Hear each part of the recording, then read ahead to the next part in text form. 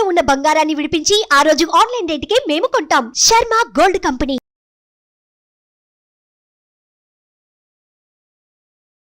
నమస్తే, welcome to Suman TV. నేను మీ యామ్ని.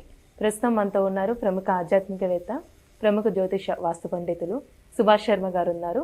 గురుగారితో మాట్లాడి మనకున్న సందేహాన్ని అడిగి తెలుసుకుందాం. నమస్కారం గురుగారు. శ్రీమాత్రే నమః. గురుగారు, అంటే ఈ వైశాఖ పౌర్ణమి రాబోతుంది కాబట్టి ఆ రోజున్న ప్రత్యేకత, అలానే ఏ దేవుణ్ణి ఆరాధిస్తే మంచిదండి? తప్పకుండా తెలియజేస్తున్నాము. ముందుగా ప్రేక్షకులందరికీ శ్రీమాత్రే నమః, శ్రీ గురుభ్యో నమః. జ్ఞానినాంనపి చేతాంసి దేవి భగవతి సా బలాయ కృషమోహాయ మహామాయ ప్రయశ్చతి. ఈ పౌర్ణమి చాలా ప్రత్యేకమైనటువంటి పౌర్ణమి. దీనిని వైశాఖ పౌర్ణమితో పాటు బుద్ధ పౌర్ణమి అని కూడా పిలుస్తూ ఉంటారు. ఎందుకంటే బుద్ధుడు పుట్టినటువంటి రోజు కూడా వైశాఖ మాసం పౌర్ణమి రోజున జన్మించాడు కాబట్టి బుద్ధ జయంతి, బుద్ధ పౌర్ణిమ అని కూడా పిలవడం జరుగుతుంది. ఈ పౌర్ణిమ జ్ఞానానికి, అలాగే ధనానికి, ఈ పౌర్ణిమ ఎన్నో రకాలైనటువంటి విజయానికి సంకేతంగా వైశాఖ పౌర్ణిమను మనం పిలుచుకుంటాము. అంటే వైశాఖ పౌర్ణిమ అనేటటువంటిది మాసాలకెల్లా ఉత్తమమైనటువంటి మాసం వైశాఖ మాసం అని చెప్పడం జరిగింది. ఎందుకు అంటే ఇదంతా వైశాఖ మాసం అనేటటువంటిది విష్ణుమూర్తికి అంకితం చేయబడినటువంటి మాసము. అందులోనూ ఈ వైశాఖ మాసంలో ఎన్నో దైవాంశ సంభూతులు పుట్టినటువంటి మాసంగా కూడా ఈ వైశాఖ మాసం చెప్పడం జరుగుతుంది. అంటే పుట్టడం జయంతిగా జరుపుకుంటూ ఉంటాం. జగద్గురు ఆదిశంకరాచార్యులు పుట్టినటువంటి మాసం వైశాఖ మాసం. అలాగే పరశురాముడు పుట్టినటువంటి మాసం వైశాఖ మాసం, అక్షయ తృతీయ. నృసింహ జయంతి, నారసింహస్వామి వారు పుట్టినటువంటి మాసం కూడా వైశాఖ మాసం, చతుర్దశి రోజు. పౌర్ణమికి ముందుగా వచ్చేటటువంటి చతుర్దశి రోజు పుట్టారు కాబట్టి ఆ మహానుభావుడు, ఆ దైవాంశ సంభూతులు పుట్టినటువంటి మాసం కూడా వైశాఖ మాసము. అలాగే ఈ వైశాఖ మాసంలో ఎన్నో రకాలైనటువంటి అవతారాల పురుషులు ఉద్భవించినటువంటి మాసం వైశాఖ మాసం. అందుకే ఈ మాసము చాలా పరమ పవిత్రమైనదిగా భావన చేసుకుంటూ ఉంటాం. అందులోనూ ఈ వైశాఖ మాసంలో పౌర్ణిమ చాలా ప్రత్యేకమైనటువంటిది. ఆ రోజున చాలామంది విష్ణుమూర్తిని ఆరాధన చేయడము, సామూహిక సత్యనారాయణ స్వామి వ్రతాలు అంటే ఆలయాలలో చేయడము, చాలామంది ఇళ్లల్లో కూడా సత్యనారాయణ స్వామి వారి యొక్క వ్రతాలు ఆచరిస్తూ ఉంటారు. అయితే ఈ బుద్ధ పౌర్ణిమ అనేటటువంటిది బుద్ధుడు జన్మించాడు కాబట్టి బుద్ధ పౌర్ణిమ అంటూ ఉంటాము. ఏ పౌర్ణిమ అయినా సరే ఒక్కొక్క పౌర్ణిమకు ఒక ప్రత్యేకత ఉంటూ ఉంటుంది. ఇది విశాఖ నక్షత్రంతో కూడుకొని వచ్చినటువంటి పౌర్ణిమ కాబట్టి దీనికి వైశాఖ పౌర్ణిమ అని పేరు. అయితే ఈ వైశాఖ పౌర్ణిమ నాడు చాలా మంది ఇన్ని సమస్యలతో బాధపడుతున్నా సరే, అరే మా జీవితంలో అనేక సమస్యలు, అనేక బాధలు, అనేక దుఃఖములు ఉన్నాయి అని అనుకునేటటువంటి వారు, ఆ బాధతో సతమతమైపోతున్నటువంటి వారు ఈ పౌర్ణమిని వినియోగించుకోవాలి. అంటే ఏ విధంగా? ఈ పౌర్ణమి రోజున చక్కగా దత్తాత్రేయ స్వామిని ఆరాధించడం. ఎందుకంటే వైశాఖ మాసంలో దత్తాత్రేయుని ఆరాధన పరమ పవిత్రమైనటువంటి భావనగా చేసుకోవాలి. ఎందుకంటే అంటే వైశాఖ మాసంలో విష్ణుమూర్తిని ఆరాధించడం ఒక పద్ధతి, దత్తాత్రేయుని ఉపాసన చేయడం ఒక పద్ధతి, సుబ్రహ్మణ్య స్వామిని ఆరాధించడం ఒక పద్ధతి. ఇలా ఇష్టదైవాన్ని ఆరాధించడం అనేటట్టు ఎవరి పద్ధతిగా వాళ్ళు పెట్టుకుంటారు. కానీ దత్తాత్రేయుణ్ణి ఆరాధించడం వల్ల వైశాఖ మాసంలో దత్తుడికి చాలా ప్రత్యేకమైనటువంటి పూజాది క్రతువులు జరిగేటటువంటి మాసం వైశాఖ మాసం. యజ్ఞయాగాదులు కానివ్వండి, దత్తాత్రేయుడికి జరిగేటటువంటి గురుచరిత్ర పారాయణములు కానివ్వండి, దత్తాత్రేయుడికి జరిగేటటువంటి కైంకర్యాలు కానివ్వండి, పారాయణం కానివ్వండి, ఇవన్నీ కూడా వైశాఖ మాసంలో పరమ పవిత్రమైనటువంటి రోజుగా భావన చేసుకుంటాము.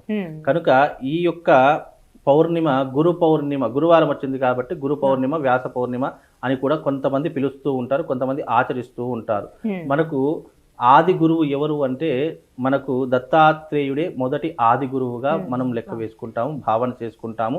మనకు ఎన్నో రకాలైనటువంటి పురాణ గాథలు కూడా గురువు ఎవరు అంటే దత్తాత్రేయ స్వామి వారిని ఆరాధన చేస్తూ ఉంటాం.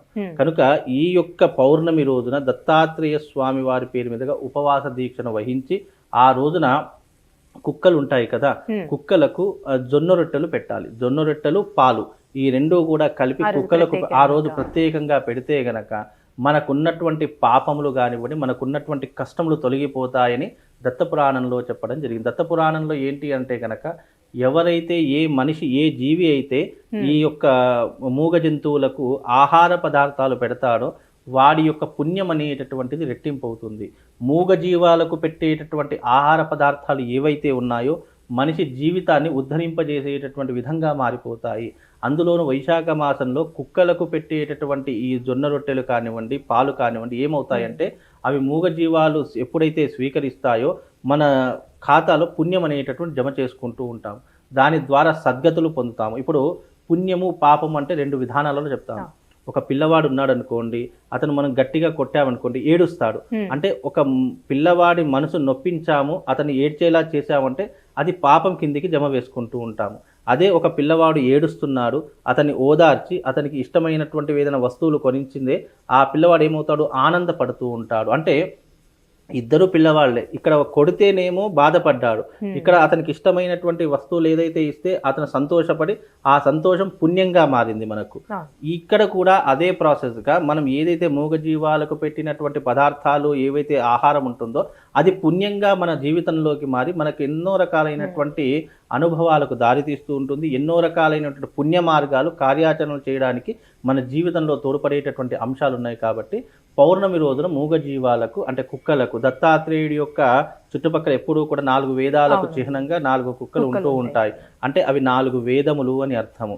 కాబట్టి ఆ యొక్క శునకములకు కుక్కలకు ఆ రోజున పౌర్ణమి రోజున ఉదయం కానీ సాయంత్రం కానీ ఏదో ఒక సమయంలో వీలుంటే జొన్న రొట్టెలు మీ చేతితో స్వయంగా చేసి మీ మనసులో ఉన్నటువంటి సంకల్పం ఏదైతే ఉంటుందో అది చెప్పుకొని కుక్కలకు ఆ రోజున ఈ రకమైనటువంటి పదార్థాలు పెట్టండి. మళ్ళీ ఆ రోజున వీలైనంత వరకు జాగరణ చేసేటటువంటి సమయం తీసుకోండి. అంటే నిద్రపోకుండా జాగరణ కూడా చేసినట్టయితే అంటే స్వామివారి యొక్క నామస్మరణ చేసుకుంటూ స్వామివారి యొక్క సహస్రనామ పారాయణం కానివ్వండి, స్వామివారి యొక్క శ్లోకములు కానివ్వండి ఆరాధన చేసుకుంటే పరమ పవిత్రమైనటువంటి రోజుగా మన జీవితంలో ఎన్నో రకాలైనటువంటి అద్భుతాలు జరుగుతాయి. అంటే ఉపవాసం కూడా ఉండొచ్చు. ఉపవాసం కూడా ఆ రోజు పౌర్ణమి రోజున ఉపవాసం తప్పకుండా ఉండాలి. అదే రకంగా నదీ స్నానం అనేటటువంటిది ఆచరణ చేసుకోవాలి. ఈ వైశాఖ మాసంలో నదీ స్నానము, కూప స్నానము, తటాక స్నానము, సముద్ర స్నానం అని ఇలా ఎన్నో రకాలైనటువంటి స్నానాలు ఉంటాయి. వీలైతే నదీ స్నానం చేసుకోండి. మీకు దగ్గరలో ఏదైనా సముద్రం ఉంటే సముద్ర స్నానం చేసుకోండి. ఇలా నదీ స్నానం, సముద్ర స్నానం వైశాఖ మాసంలో చేయడం అనేటటువంటిది ఆచార పద్ధతిగా పెట్టడం జరిగింది. ఎందుకంటే ఈ మాసంలో చేసేటటువంటి స్నానము ఎన్నో అంటే ఈ వైశాఖ మాసంలో గంగాదేవి కూడా పుట్టినటువంటి మాసంగా కూడా భావన చేసుకుంటూ ఉంటాము. వైశాఖ మాసంలో గంగాదేవి భూమి మీదికి వచ్చినటువంటి పరమ పవిత్రమైనటువంటి మాసం కాబట్టి ఈ మాసంలో గంగాదేవి యొక్క అనుగ్రహం కోసం మన పాపాలు తొలగించుకోవడానికి ఇప్పుడు పాపాలు తొలగాలి అంటే నదీ స్నానం చేయాలని సనాతన ధర్మం చెప్పింది. అందుకే పుష్కరాలు వచ్చాయంటే మనం అనేక రకాలుగా స్నానాలు ఆచరిస్తూ ఉంటాము, సంకల్పం చెప్పుకుంటాము, గోదావరిలో దీపాలు వదులుతూ ఉంటాము, ఇలా ఎన్నో రకాలుగా చేస్తూ ఉంటాము. అంటే స్నానము అనేటటువంటిది పాపరాహిత్యాన్ని దూరం చేయడానికి మనం గంగా స్నానం అనేటటువంటి చేస్తాం. కాబట్టి ఈ పౌర్ణమి రోజున గంగా స్నానం ఆచరించండి. వీలైతే చక్కగా అక్కడ ఉన్నటువంటి పేదవాళ్లకు అన్నదానం కానివ్వండి, నీటి దానం కానివ్వండి, లేదంటే చెప్పుల దానం కావండి. అంటే ఈ మాసాలలో ప్రత్యేకంగా చెప్పినటువంటి దానాలు కొన్ని ఉన్నాయి. ఒకటి చెప్పుల దానము, అలాగే చామర దానం అంటే గొడుగు దానము, అలాగే విసనకర్ర దానము, ఫలదానము, అలాగే ఈ యొక్క కుండ అంటే నిండు కుండతో ఉన్నటువంటి నీటి దానము కుంభదానము అంటారు. అలాంటి ఉదకుంభదానము ఇవన్నీ కూడా చేయడం ద్వారా మనిషి తన జీవితాన్ని ఉద్ధరింపజేసుకోవడానికి, అలాగే తమ జీవితంలో ఉన్నటువంటి కష్టములను తొలగించుకోవడానికి ఇలాంటి దానాలు చేస్తే అంటే పేదవాళ్ళకి దానం చేయాలంటే లేకపోతే బ్రాహ్మడికి దానం చేయాలని సనాతన ధర్మం చెప్పిందమ్మా. పేదవాళ్ళకి చేయడంలో తప్పు లేదు, చేసినా మంచిదే. కాకపోతే బ్రాహ్మడికి ఎందుకు చేయాలి అని అంటే ఆయన నిత్యాగ్నిహోత్రుడు, ఎప్పుడూ కూడా భగవన్నామస్మరణతో ఉండేటటువంటి వాడు. అలాగే బ్రాహ్మడికి దానం ఇప్పుడు ఏదైనా మనకు సంతోషం వచ్చింది, మనకి ఏదైనా శుభకార్యం జరిగింది అంటే మనం మొట్టమొదటిగా దైవానుగ్రహం కోసం చూస్తాము. అలాంటి దైవానుగ్రహం ఇవ్వాలి అంటే అది కేవలం బ్రాహ్మడి ద్వారానే సాధ్యపడుతుంది. ఇంకా ఇతరుల జీవరాశులతో ఎవరితో సాధ్యపడుతుంది. కనుక దైవానుగ్రహాన్ని పూర్తిగా పొందినటువంటి బ్రాహ్మడికి దానం ఇస్తే అది సాక్షాత్తు భగవంతునికి ఇచ్చినట్టుగా మనం మనసులో భావన చేసుకుంటాము.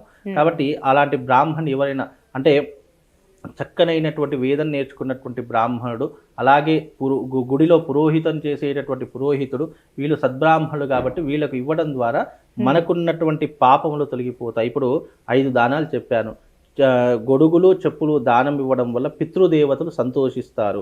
అలాగే ఫలదానం ఇవ్వడం వల్ల దేవతలు సంతోషిస్తారు. అలాగే అన్నదానం చేయడం వల్ల కుటుంబం ఎప్పుడూ కూడా వృద్ధిలోకి రావడం జరుగుతుంది.